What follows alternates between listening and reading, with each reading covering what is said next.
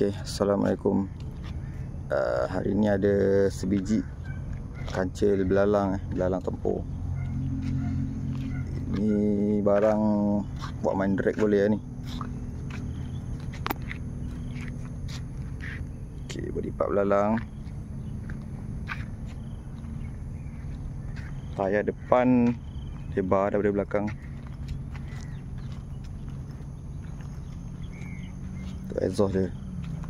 Exhaust dia buluh. Okay, sabda rim lah. Rim depan ni 15 inci 8JJ PCD 100. Tengok dia punya terkeluar dia macam mana. ET dia 25, tak silap, ET 25. Lepas tu ada letak spacer sikit, tu yang jadi terkeluar lagi tu. Tayar Toyo tahun 2021, saiz 195/55/15. Bekas agak ni. Tayar tebal lagi. Okey, warna buat main drag je ni. Okey, depan sama. Belakang TE juga 15 inci tapi ini 7JJ. ET 35 PCD 100. Body part belalang komplit. Depan belakang. Bumper dah tebuk. Itu cooler.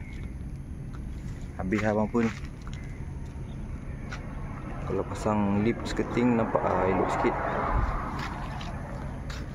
Okay, dalaman tak ada apa pun. Dashboard L2 hitam. Steering ori, momo. Tapi dah barai lah ni, kena balut balik. Barai habis lah. Okay, ada jajan sikit.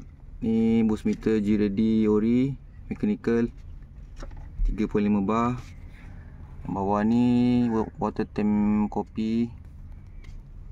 Ini management dia SAFC2. Okay. Seat L5 tek kuning. Driver kacau sikit. Koyak sini. Okay, belakang. Belakang elok je, tak ada apa. Cuma belah driver je lah.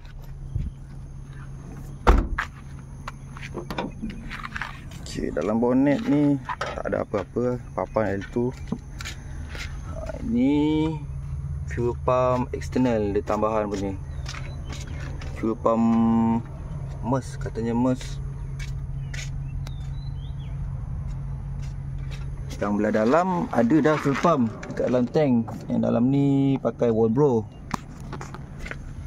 Tapi yang luar dia tambah lagi satu fuel pump. Exhaust memang buluh. Lemang sebatang. Straight je. Okay, belakang ni 5 inci. Yang ni 3 inci. Yang depan sebelum nenas tu 2 inci setengah. Right. Tengok bahagian enjin ni pula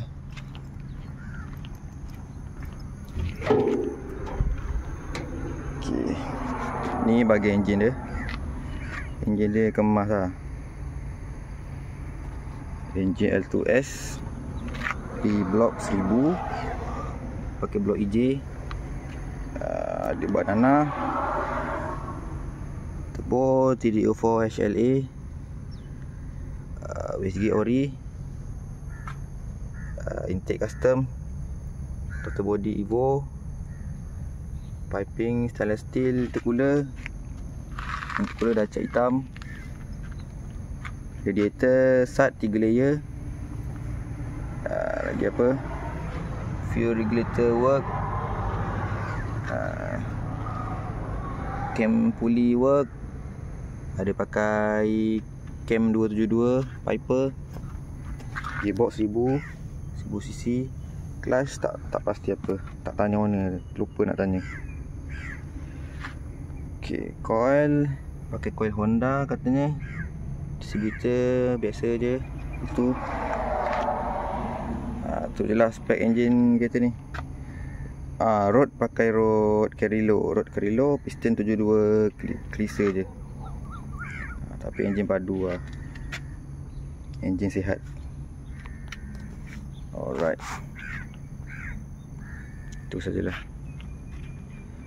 So korang yang ada berminat untuk cari barang-barang performance, nak upgrade enjin, boleh Roger area Seremban. Assalamualaikum.